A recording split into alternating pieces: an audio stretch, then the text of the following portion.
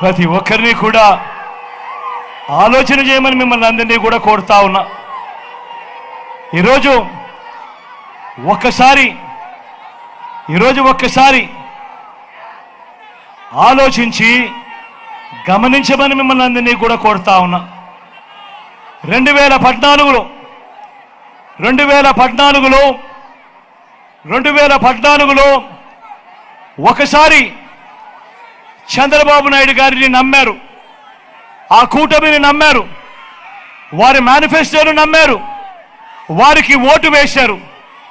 మరి ఈ చంద్రబాబు నాయుడు గారి మేనిఫెస్టో మాయలు, మేనిఫెస్టో మోసాలు ఎలా ఉంటాయో, ఆ 2014లో ఏం చెప్పాడో, 2014 నుంచి 19 మధ్య ఆయన అధికారంలో ఉండగా ఎంతటి మోసము, ఎంతటి దగా చేశాడో మీరే చూడండి అని చెప్పి సందర్భంగా అడుగుతా ఉన్నా.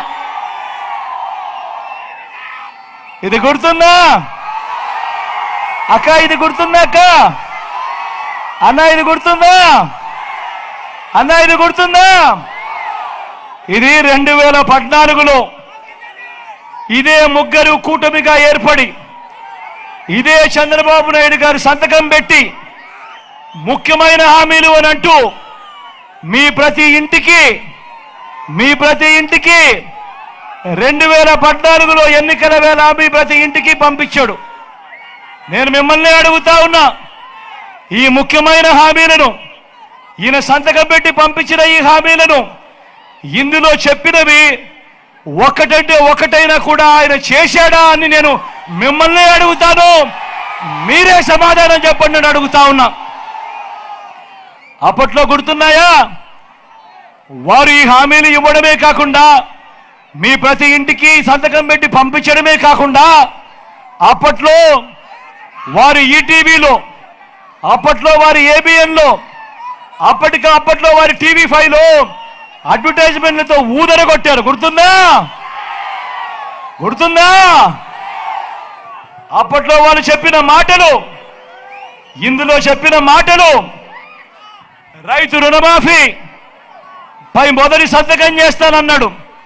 నేను అడుగుతా ఉన్నా, 87,612 కోట్ల రూపాయలు వ్యవసాయ రుణాలన్నీ మాఫీ చేస్తాను అని చెప్పిన ఈ పెద్ద మనిషి చంద్రబాబు మీకు రుణమాఫీ చేశాడా అని అడుగుతా ఉన్నాను మిమ్మల్ని. 2 చేతులు పైకెత్తాలి.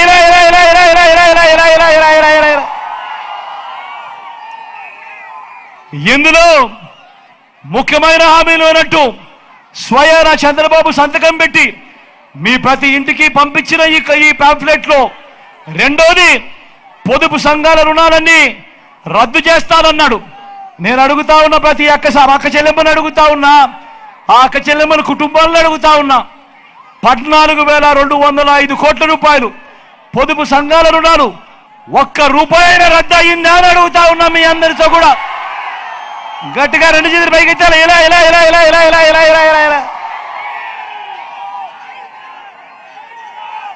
మూడో హామీ, ఇవన్నీ ముఖ్యమైన హామీలు. ఆడబిడ్డ పుడితే మహాలక్ష్మి పథకం కింద 25,000 రూపాయలు బ్యాంకుల్లో డిపాజిట్ చేస్తామన్నాడు. నేను అడుగుతా ఉన్నా, మీలో ఏ ఒక్కరికైనా కూడా ఒక్క రూపాయి అయినా ఈ పెద్ద మనిషి చంద్రబాబు నాయుడు డిపాజిట్ చేశాడా అని అడుగుతా ఉన్నాను మీ అందరితో కూడా. 2 చేతులు పైకెత్తాలి.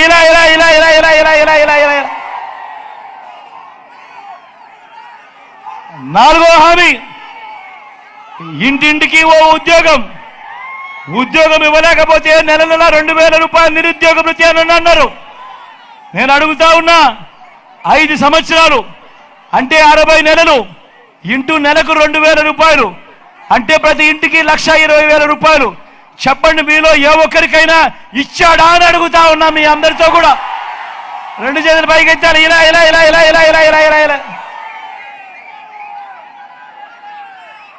10,000 కోట్లతో బీసీ సప్లాన్, చేనేత, పవర్ లూమ్స్ రుణాలు మాఫీ అని చెప్పి అన్నాడు.